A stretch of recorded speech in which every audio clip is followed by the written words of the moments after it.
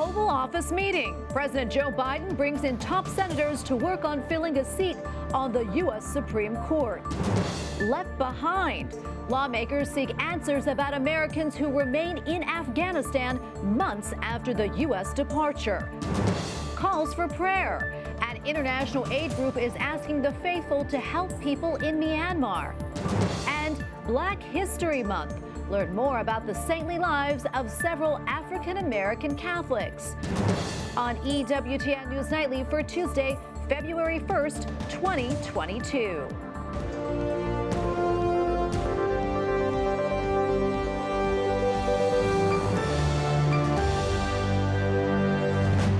Thank you so much for being with us tonight. I'm Tracy Sable. With a U.S. Supreme Court seat to fill, President Joe Biden and Vice President Kamala Harris invited two senators to the White House this afternoon to discuss the process. Pro-life Catholics and defenders of religious freedom are watching to see who the president picks to replace retiring Justice Stephen Breyer. White House correspondent Owen Jensen reports. Owen? Tracy, good evening to you. Tonight, as we speak, President Biden is assessing his list of potential nominees as this critically important process moves forward. President Joe Biden welcomes Senate Judiciary Committee Chair Dick Durbin and Ranking Member Chuck Grassley to the White House to discuss a decision that will have an impact for potential years and even decades to come. Selecting a justice is one of the president's most serious responsibilities. The president has promised to nominate the first black woman to the Supreme Court. I'm serious when I say it, that I want the advice of the Senate as well as the consent, if we can arrive on who the nominee should be. For Catholics and pro-lifers who marched near the White House just last month, it's clear, based on his policy decisions in the last year, President Biden won't pick someone who sides with protecting the unborn from abortion. All right. In the press briefing room today, I asked the White House press secretary how the debate over abortion will shape the president's selection process. I don't think I'm going to give you more specifics from here. Will that person have to be pro-abortion? I think somebody asked a similar question. I'm not going to outline litmus tests from here today. President Biden has said he wants to make a Supreme Court pick by the end of the month, and Senate Democrats pledged to expedite the process. But Senate Republicans already question who the president will nominate. Senator Marsha Blackburn tweeting, Biden's Supreme Court nominee needs to be an experienced constitutionalist who will uphold the rule of law. Meanwhile, just days after the world collectively prayed for peace at the Pope's urging, more worry over war. At the Kremlin, Russian President Vladimir Putin meeting with Hungary's Prime Minister. President Putin said today the U.S. and its allies have ignored Russia's top security demands. But he also said he's open to more talks about the situation in Ukraine.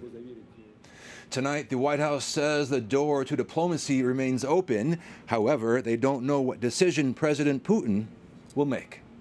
At the White House, Owen Jensen, EWTN News Nightly. When the U.S. military pulled out of Afghanistan last August, a number of Americans weren't able to get out, and now lawmakers say information on how many were actually left behind is hard to come by. Capitol Hill correspondent Eric Rosales reached out to the State Department officials for answers, and he joins us now. Eric? Yeah, I certainly did, Tracy. You know, Republicans with the Senate Armed Services Committee tell me that they've yet to receive definite answer on the number of Americans who are still in Afghanistan. They say State Department officials are only telling them that they're working on the situation. It's hard to recover from that disastrous, dangerous, humiliating surrender of Afghanistan.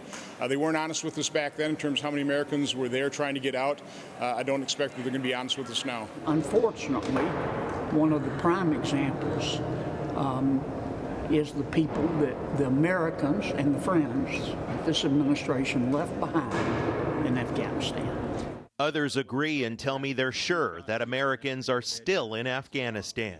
We don't really know how many Americans are left. We've never gotten a straight answer from the State Department or the Biden administration, but I can tell you there are absolutely still Americans, green card holders, legal permanent residents there. Congressman Mike Waltz is a former Army Green Beret who served in Afghanistan. He tells me patriotic private groups and former soldiers are leading rescue efforts, often at personal costs. Many of these veterans have quit their jobs, exhausted their savings, and are reaching out to donors to buy planes.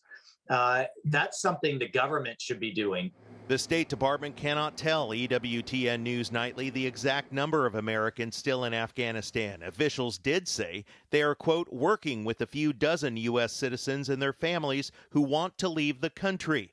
The spokesperson tells me the State Department is also, quote, in touch with approximately 150 U.S. citizens who do not want to leave at this time or are not currently ready to depart. Officials add since August 31st, 2021, the State Department has directly assisted in the departure of 495 U.S. citizens and 455 lawful permanent residents from Afghanistan. And there is no deadline on this effort. Congressman Waltz tells me that he doesn't see this as a big priority for the Democratic Party. He says if Republicans do win the House and the Senate come later on this year, that they will make it a priority and make sure that Americans come home. At the Capitol, Eric Rosales, EWTN News Nightly. Pope Francis releases his prayer intention for the month of February and invites Catholics to pray for religious sisters and consecrated women. Cuando su servicio, que es tan grande, se lo reduce a servidumbre. In his video message, the Holy Father encouraged all consecrated women to discern how best they can respond to the challenges facing humanity, inviting them to continue in their mission with courage. Catholics and Anglicans in Ireland are celebrating one of the country's patrons today, St. Bridget of Kildare. Next year, her feast in the Republic of Ireland will be a public holiday. It will be observed either on February 1st or on the first Monday of the month. Well, Denmark becomes the first European Union nation to end most of its coronavirus restrictions. The Scandinavian country is no longer calling COVID-19, quote, a socially critical disease. Officials are citing Denmark's high vaccination rate combined with a relatively low burden placed on its health system despite the recent Omicron variant surge. And Ecuador's capital of Quito, a landslide has swept through parts of the city, killing more than 20 people. The mudslide was triggered by torrential rain last night, which sent a wall of water into the city. Nearly 50 people were injured. Search and rescue efforts continue for at least 20 people who remain missing. Protesters in Myanmar, also known as Burma, took to the streets today on the one-year anniversary of the country's military coup.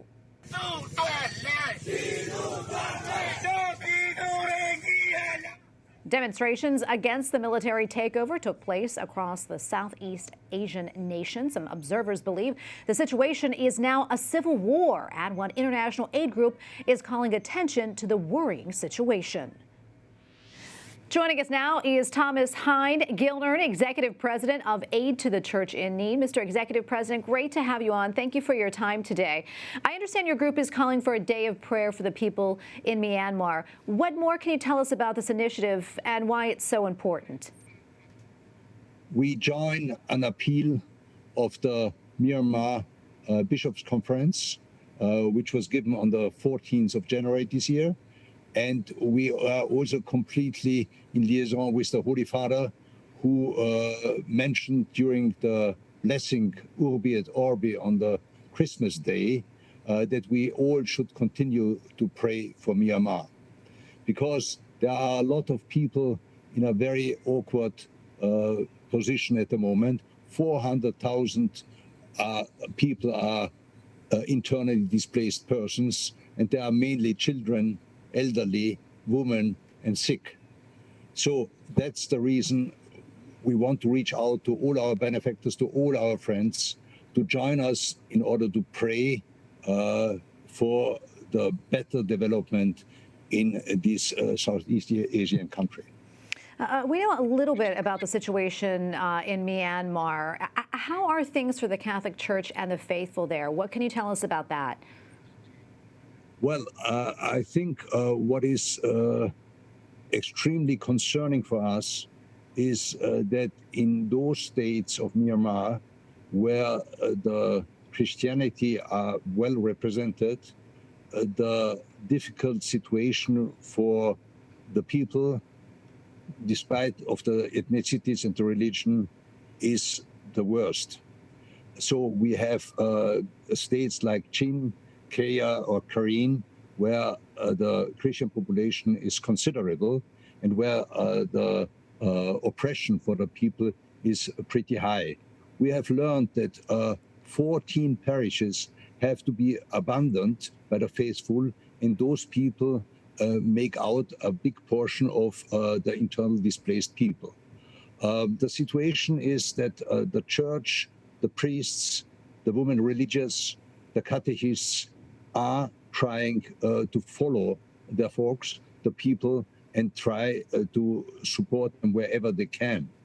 Because in a situation like now, where the oppression lasts for more than a year, the hunger and the thirst is not only for food and water. The people and the faithful are very, very grateful to the loyalty and to the engagement and to the sign of love of all the priests, of all the catechists, of all the sisters.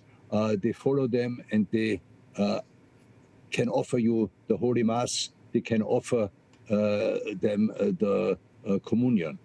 And before I let you go, can you tell us how your group is helping the people in Myanmar? Well, you might know that ACN, Aid to the Church in Need, has a long tradition in supporting the Catholic Church in Myanmar. And we have a very good and long-lasting and experienced and seasoned relationship to the bishops. And we ask them how we can help. And additionally to the coup d'etat a year ago, Myanmar is also suffering from the COVID pandemic. And so we concentrated in a liaison with the bishops to help to provide the livelihood for the priests, for the catechists, and for the religious sisters. That is very important. Well, sir, thank you so much for your time today, and thank you for all that you do in your organization. Thomas Heine-Geldern, Executive President of ACN, Aid to the Church in Need. Thank you again. Very kind. Thank you. Coming up, with more than 2 decades in law enforcement, we discuss issues of race and police reform with EWTN's Deacon Harold.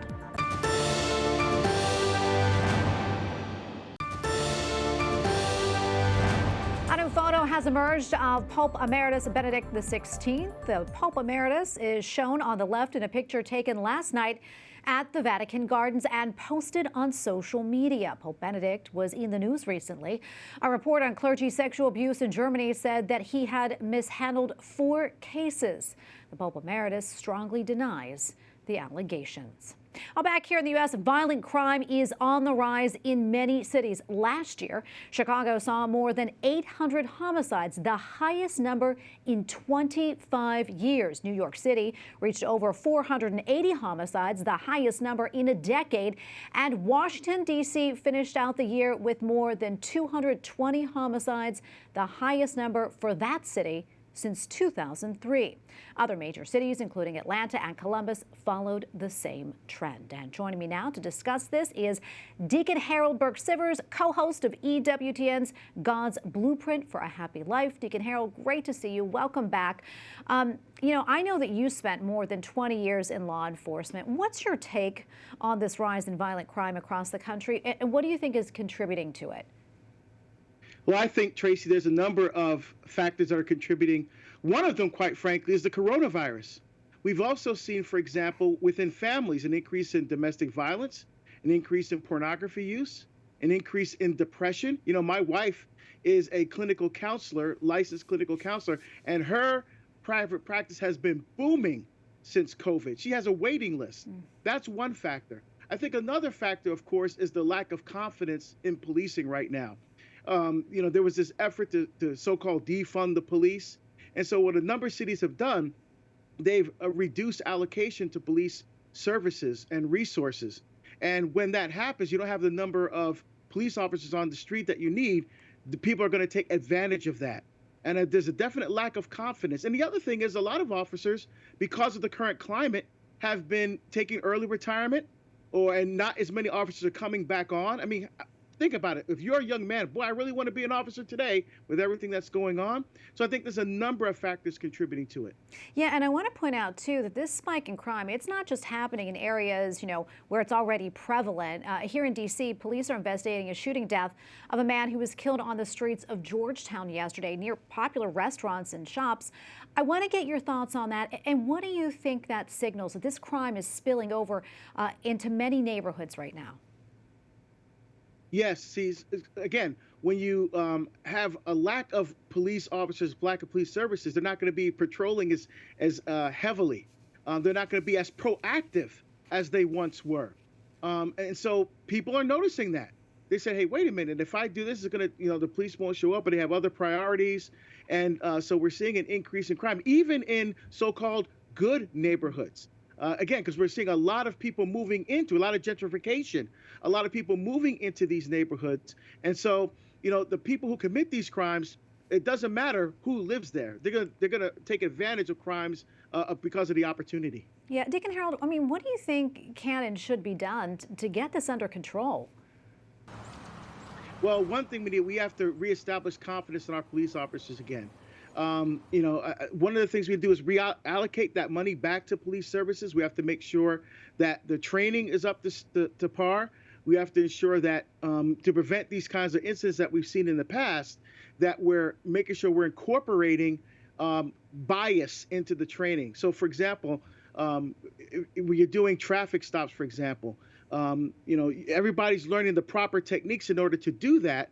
But what you have to do is identify bias. Am I stopping this person because of their color, or did they actually do something? Is there probable cause for me to stop this vehicle? That kind of thing. So you want to make sure that the training is even across the board, that to reestablish that confidence that the police officers are enforcing the laws fairly and unsubjectively throughout the entire spectrum of police services. Yeah, and I want to talk about that rise in violence against our police officers. Just in the month of January, I think there were at least 24 law enforcement officers that were shot. And yesterday in California, a firefighter was fatally shot while on the scene of a fire. Why do you think our first responders are being targeted? Well, I think it's eye for an eye, quite frankly, Tracy. When you look at the response, first there was the defunding the police, and there was the protests and even some rioting that occurred. So the anger is going to be taken out on the person that you think is causing the problem, right? And so in this case, many people, of course, saying, well, it's the police officers' fault that these kinds of things are happening. So they're going to take out that anger and that angst on the police officers themselves, even though the police officer that is hurt may not have anything to do with it. They represent what they believe in their minds is everything negative about policing today. Yeah, we don't have a whole lot of time left, but quickly want to ask you, what can be done to bring us together? Well, one of the things I think we need to do is follow the lead of the Police Research Institute. With their training officers to look at the dignity of the human person that's standing in front of them, that the person that they're charged to serve and protect is a human being made in the image and likeness of God. That's just following the principles of the natural moral law. And second, I think we need to increase citizen academies. Have everyday normal citizens go to the citizen academies and learn and see what police officers do every day, and go on ride-alongs. So you can begin to appreciate the great gift our police officers are to our cities and to our nation. Yeah, those ride-alongs are very important. I've done many of those. Deacon Harold, thank you so much. Stick around. We're going to come back to you in just a bit. Thank you again. Thank you for having me. Up next, more from Deacon Harold as we begin Black History Month with a look at saintly African Americans.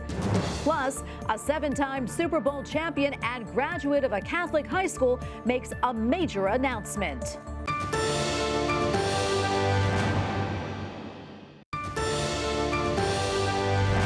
February is Black History Month, and there are many Black Catholics who contributed to the development of the church. These men and women broke racial barriers and fought against injustice while spreading the word of God. And we are back with Deacon Harold Burke-Sivers, co-host of EWTN's God's Blueprint for a Happy Life. Deacon Harold, thank you so much for staying with us. Let's talk more about these prominent African-American Catholics who helped to shape the church.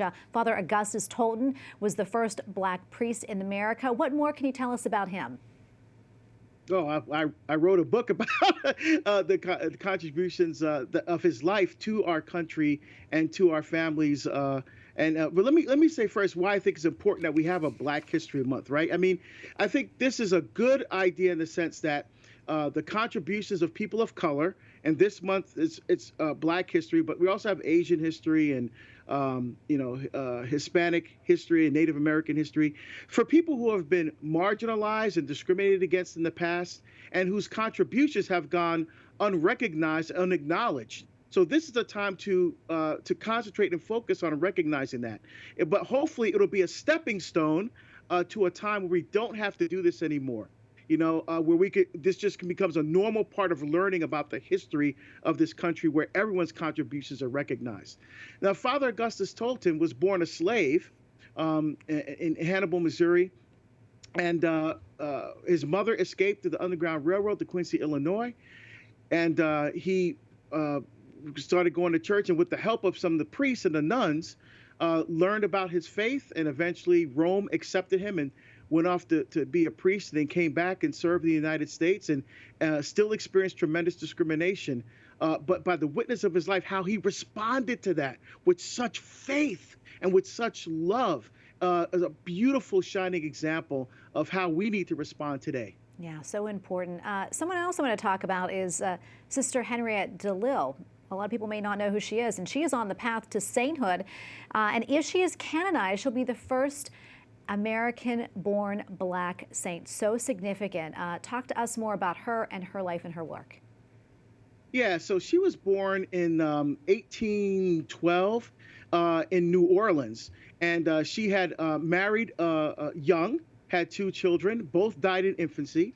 And in about 1830, early 1830, she experienced a tremendous conversion, and she decided to enter a religious community. But because back then religious communities, many of them did not accept people of color into the communities, she decided to start her own with a couple of her friends. And so they ended up founding a religious community, the Sisters of the Presentation of the Blessed Virgin Mary. And they opened a convent. They had classrooms, they had orphanages for children, educating young girls, and which was actually to educate those who were slaves, was illegal at the time, but they did it anyway. She was known for her generosity and her love, and she was well respected and well known by all those who knew her.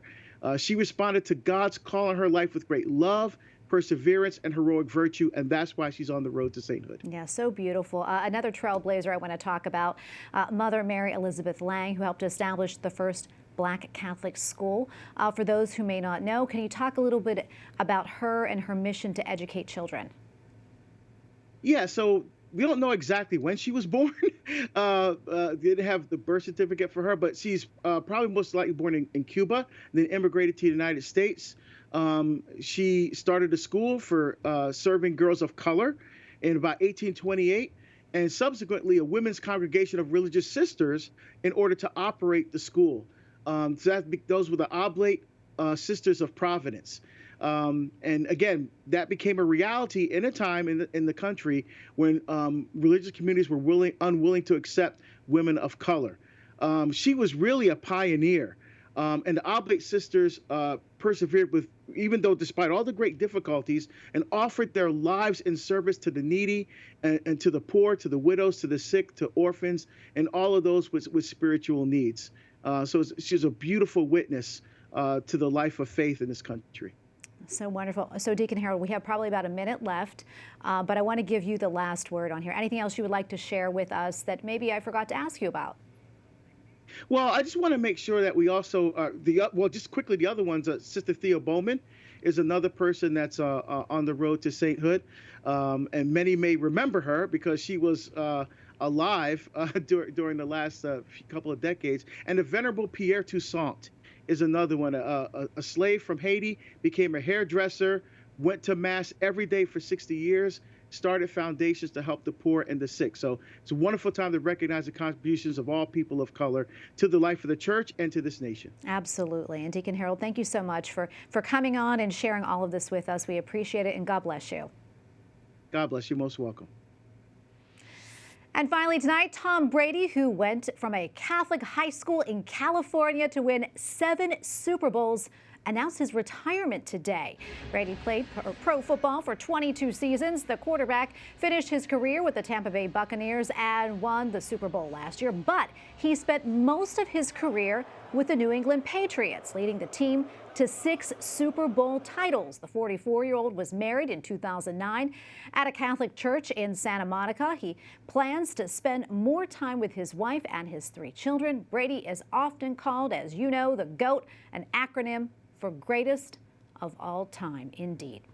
And we thank you for watching tonight. For the entire EWTN News Nightly team, I'm Tracy Sable, and we leave you tonight with the sights of the celebration of the Chinese New Year in the Shandong province. Good night and God bless.